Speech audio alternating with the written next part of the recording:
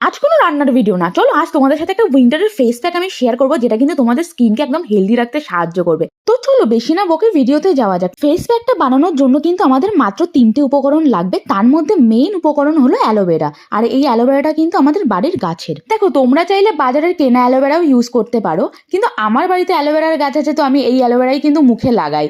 তো যাই হোক, ফেস প্যাকের মধ্যে আমি একটুখানি কাঁচা হলুদ কিন্তু থেতো করে দিয়ে দিয়েছি। তোমরা কিন্তু এখানে কোনো খাওয়ার যে হলুদ পাওয়া যায় সেই হলুদ ইউজ করবে না, কাঁচা হলুদই ইউজ করবে।